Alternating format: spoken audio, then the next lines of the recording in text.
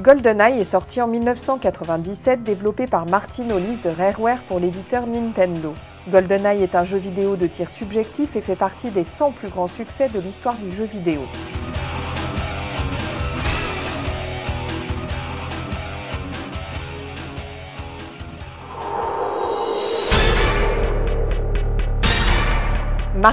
Marc Lacombe pour l'état civil, est un des pionniers du journalisme de jeux vidéo. Il a collaboré à Microkids sur France 3, Cyberflash sur Canal+, et participé à l'aventure Game One, avec des émissions phares comme Level 1 ou Retro Game One. Il est aussi l'auteur avec Philippe Kiefer de nos jeux vidéo 1970-1990. On dirait mon père, mais c'est moi. Et pour essayer de trouver le personnage, pour avoir une tête... L'avenir, c'est le charbon.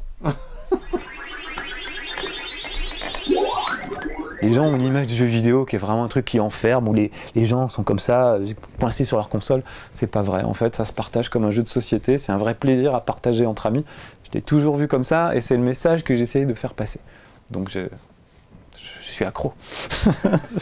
Moi, les jeux qui m'ont marqué dans la vie, c'est Mario Kart, ça se voit un petit peu. Parce que c'est extrêmement convivial, extrêmement simple. Même si on n'aime pas les courses de voiture, celle-là, elle est rigolote, on se balance des bananes, voilà, on fait l'andouille avec ses potes. J'ai été très marqué par Tomb Raider aussi, parce que c'était la première fois qu'on pouvait plonger littéralement dans un univers en regardant absolument partout. Avec Lara Croft, tout à coup, on pouvait faire des cabrioles hallucinantes et admirer des paysages qui en plus étaient magnifiques en tournant la tête de tous les côtés.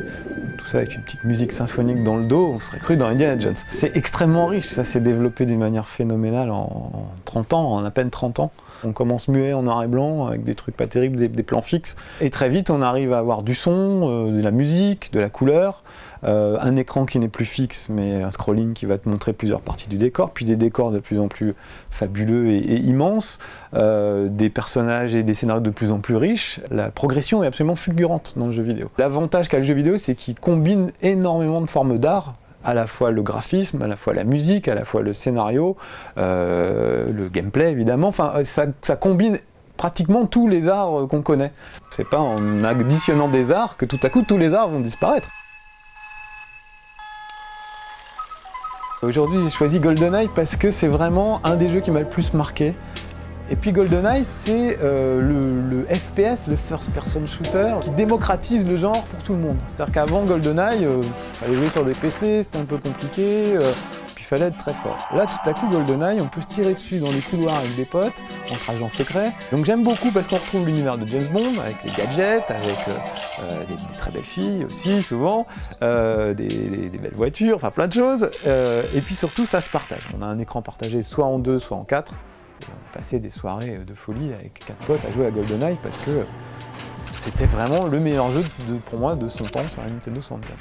Tu es James Bond et tu dois faire l'agent secret, c'est-à-dire essayer de tuer tout le monde, mais secrètement. C'est-à-dire que tu as quand même un flingue avec silencieux pour faire le moins de bruit possible. Tu as des gadgets, tu es en train de tuer des gens avec une montre laser, ça c'est quand même la classe. Bon, c'est bien gentil la montre laser, mais c'est pas super efficace. Je vais revenir à mon bon vieux flingue. C'est très primitif quand on voit les jeux d'aujourd'hui, évidemment, les personnages sont très carrés, etc.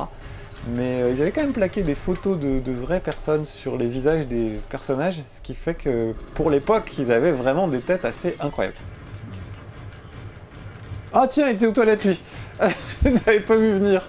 On peut y passer des heures facilement, et quand en plus on joue en ligne avec ses amis, alors là, c'est encore plus difficile de décrocher et d'aller manger quand on nous appelle pour venir à table. Quand même, en train de sauver le monde, c'est pas le moment de manger des raviolis, je suis désolé. Il y a des priorités quand même dans la vie. Non, la priorité, c'est de se nourrir. Donc sur tous les jeux vidéo, il y a un bouton pause, et on peut arrêter, et on peut complètement aller manger.